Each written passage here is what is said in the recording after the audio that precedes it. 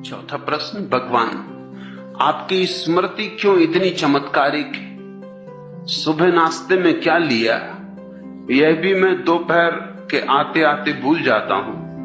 क्या अच्छी स्मृति का गुर बताने की कृपा करेंगे? सहजानंद, मैं तुम्हें बता सकता हूं कि 1974 में 12 फरवरी को सुबह नाश्ते में मैंने क्या लिया, या 1977 में सुबह के भोजन में क्या लिया, या 1978 में 15 मार्च को सांझ के भोजन में क्या लिया। और उसका कारण ये नहीं कि मेरी स्मृति अच्छी, उसका कुल कारण इतना है कि नाश्ता मैं रोज वही लेता हूं और भोजन भी रोज वही करता हूं, उसमें भेद ही नहीं करता। तुम कोई भी तारीख की पूछ लो, मैं जवाब दे सकता हूं।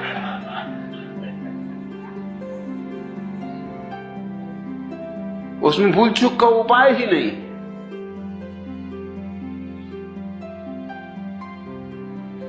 कुछ चमत्कार की बात नहीं है। अब अगर एक ही नाश्ता कोई आदमी ले रहा हो रोज बरसों से, भूलना भी चाहे तो कैसे भूले, तुम बताओ। चमत्कार याद रखने में नहीं होगा, चमत्कार भूलने में हो जाए। भूल सकते ही नहीं। खाना भी वही लेता हूं रोज नियमित, सुबह भी वही, शाम भी वही, उतने ही कप चाय पीता हूं रोज।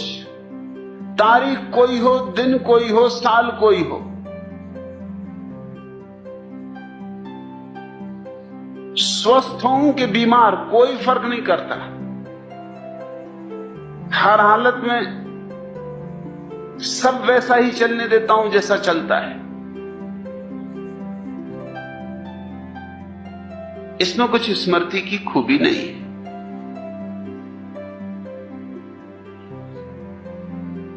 दूसरी बात, जो भी मैं तुमसे कहता हूं वो मेरा अनुभव है, स्मृति नहीं, इसलिए उसमें भी भूल चूक का कोई कारण नहीं। तुम मुझे आधी रात उठा के पूछ लोगे तो भी यही कहूंगा, क्योंकि मेरा अनुभव है। हां, अगर तुम्हारा अपना अनुभव नहीं है तो गड़बड़ खड़ी हो जाती। स्मृति पर निर्भर रहने का मतलब यह होता है कि तुम दूसरों के अनुभव पर निर्भर रह रहे हो। गीता में क्या लिखा है, अगर यह तुम्हें याद रखना है तो स्मृति चाहिए। कुरान में क्या लिखा है, अगर यह तुम्हें याद रखना है तो स्मृति चाहिए। मैं गीता कुरान की फिक्र ही नहीं करता, और कभी अगर गीता कुरान का उल्लेख भी करता हूं तो भी इसकी फिक्र नहीं करता कि लिखा भी है उनमें ऐसा कि नहीं लिखा है।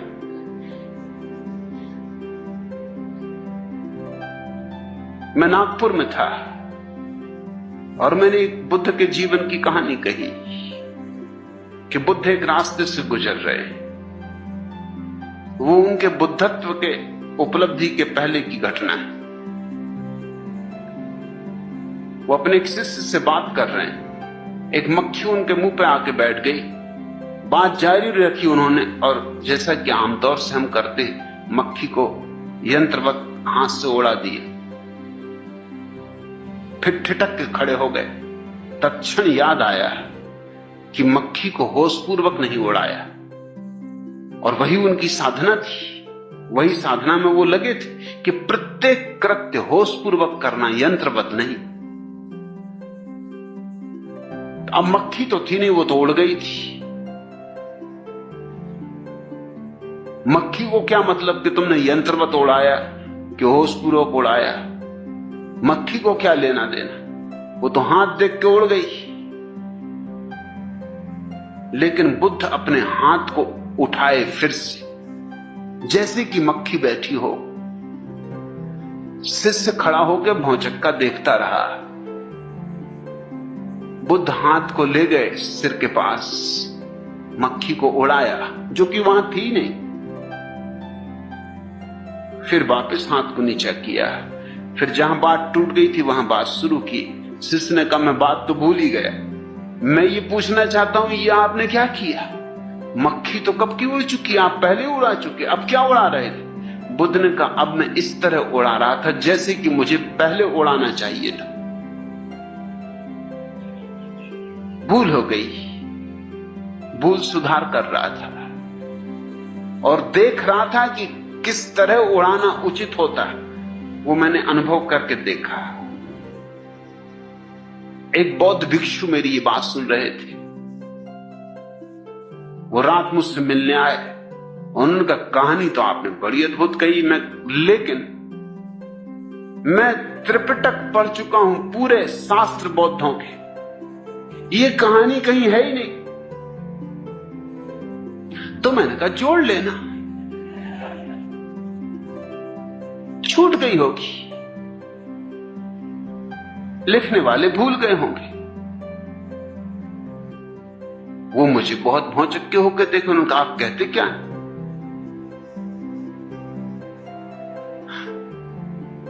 2500 साल बाद आप कैसे सुधार कर सकते हैं शास्त्र? मैंने कहा मुझे शास्त्र से कुछ लेना देना नहीं, मैं बुद्धत्व का स्वाद जानता हूं।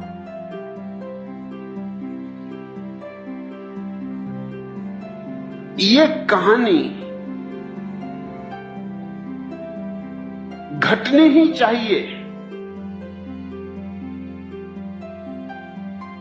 बुद्धत्व की साधना में जो लगा है उसके जीवन में ऐसी घटे वैसी घटे, कोई और ढंग से घटे, मगर ये घटनी ही चाहिए, कई तरह घट सकती।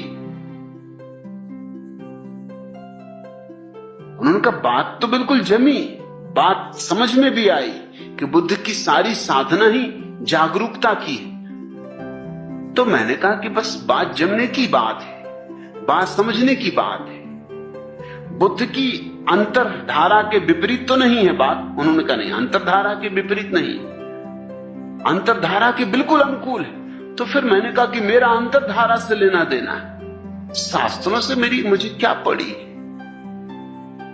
हो शास्त्र में तो ठीक, ना हो शास्त्र में तो ठीक।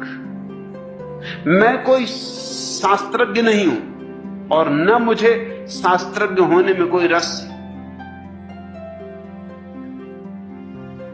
इसलिए मैं जो उद्धरण देता हूं, तुम ये मत सोचना कि ठीक वैसा उद्धरण तुम्हें मिल ही जाएगा, मिल भी सकता है ना भी मिले, मगर सुनने वाले को निश्चित ही लगेगा कि मैं इतने बलपूर्वक कहता हूं कि होना ही चाहिए। बल का कारण यह नहीं है कि शास्त्र में है ही, बल का कारण यह है कि मैं अपने अनुभव से जानता हूं कि ऐसा ही सत्य है। शास्त्र में हो तो ना हो तो, सारे शास्त्र भी नष्ट हो जाएं तो भी जो मैं कह रहा हूं वो सत्य है, सारे शास्त्र विपरीत हो तो भी जो मैं कह रहा हूं वो सत्य है, और सारे शास्त्र पक्ष में हो तो भी जो मैं कह रहा हूं वो सत्य है। ये स्मृति का सवाल नहीं है, ये मेरे बोध का सवाल है। और तुम मुझसे स्मृति का गुर मत पूछो,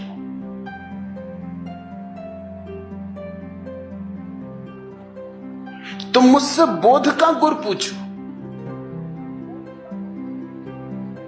मैं यहां स्मृति सिखाने के लिए नहीं बैठा हूं। स्मृति सीखनी हो कठिन मामला नहीं है, एक ही रास्ता, खूब घोंको, और कोई रास्ता नहीं है स्मृति का। जो भी याद करना है खूब घोंकते रहो उसको, बार बार दोहराओ ताकि लकीर पड़ जाए। कहावत तो सुनी ना, रसरी आवत जात है सिर पर पड़त निशान। पत्थर तक पे निशान पड़ जाता, रस्सी आते जाती रहे, आती रहे, जाती रहे। करत करत अभ्यास के जड़मती होत सुजान। सुजान नहीं होते, ख्याल रखना। जड़मती तो जड़मती ही रहते हैं, अभ्यास कितना ही करें। हाँ, स्मृति उनकी अच्छी हो जाती, पंडित हो जाती, सुजान नहीं। सुजान तो बात और है।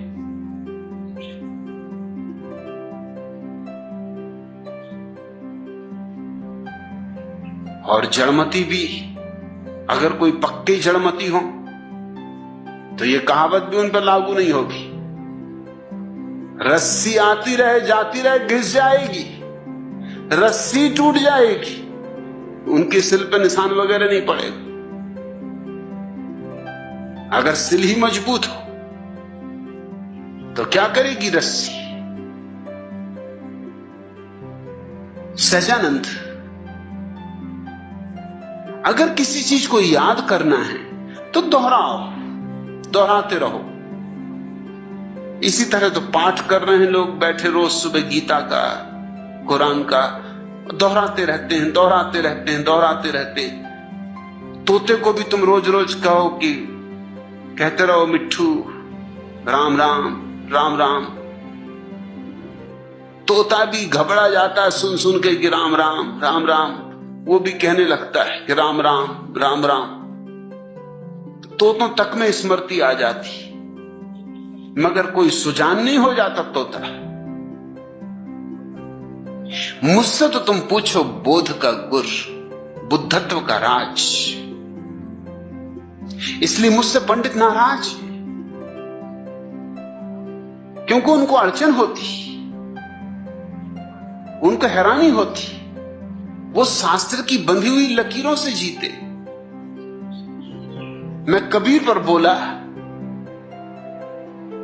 तो कबीर पंथियों के जो प्रधान हैं उनका पत्र आया, लंबा पत्र आया कि और तो आपने सब अच्छा कहा, लेकिन एक जगह आपने कबीर की इस तरह व्याख्या की जो शास्त्रीय नहीं।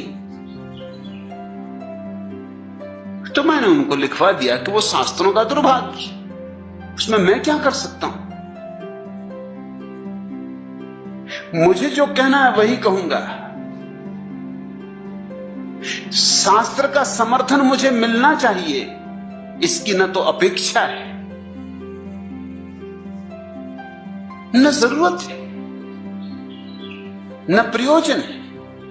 मैं जो भी बोल रहा हूं उसका प्रमाण मैं हूं, उसका प्रमाण कहीं और नहीं। इसलिए मैं सारी बातों को बलपूर्वक बोल सकता हूं। ऐसा बल स्मृति का नहीं होता, ऐसा बल स्मृति में हो ही नहीं सकता, और भूलने का कोई सवाल ही नहीं उठता। अपना अनुभव है, भूलूं भी तो कैसे भूलूं। जो जाना है सो जाना है। इधर से पूछो, उधर से पूछो, हजार ढंग से पूछो, मैं वही कहूंगा जो मुझे कहना है। कई लोगों ने मुझे खबरें की कि आप भी गजब है, कबीर पे बोलते हैं तो ऐसा लगता है कबीर ठीक, और मीरा पे बोलते हैं तो ऐसा लगता है मीरा ठीक, और रैदास पे बोलते हैं तो ऐसा लगता है रैदास ठीक, और फरीद पे बोलते हैं तो ऐसा लगता है फरीद ठीक, और नानक पे बोलते हैं तो लगता है नानक ठीक। मैं उनको कहना चाहता हूं कि मुझे उनके ठीक को गलत होने से कुछ लेना नहीं, मुझे तो जो ठीक है वही बोलना है। वो तो बोतलें हैं, शराब मैं अपनी भरता हूं। अब बोतलों से शराब में क्या फर्क पड़ता है। नानक की बोतल कि कबीर की बोतल, गगरी किसी की भी, अनुभव तो मैं अपना डालता हूं। इसलिए पंडित नाराज होते। कबीर पंथियों का जो पंडित है वो नाराज होगा।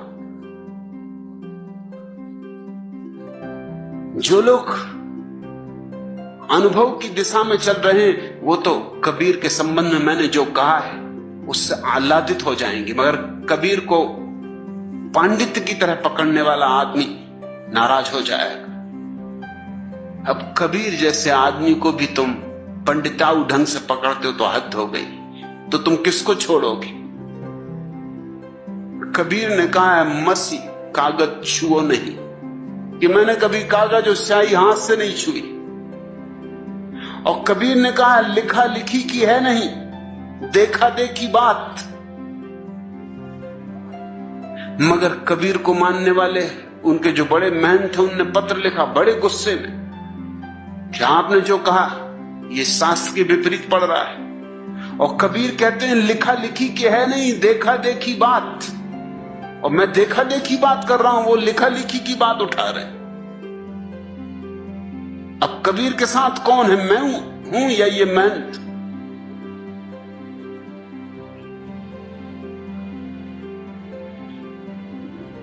कबीर जैसे व्यक्ति को जिसने कहा कि 2.5 आखर प्रेम के पढ़े सो पंडित होए, उसको भी लोग किताबों में पकड़े हुए, पोथियों में जकड़े हुए। मेरी स्मृति कुछ बहुत अच्छी नहीं, मगर मैं फिक्र भी नहीं करता। फिक्र करो तो अड़चन।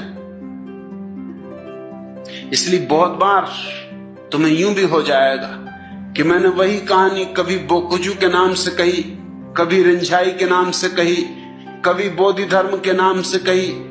कौन फिक्र करता है? मेरे लिए ये सब बोतलें हैं, मुझे कहानी कहनी थी। कोई भी बहाना हो, खूंटियां हैं, मुझे अपना कोट टांगना था, टांग दिया। अब खूंटी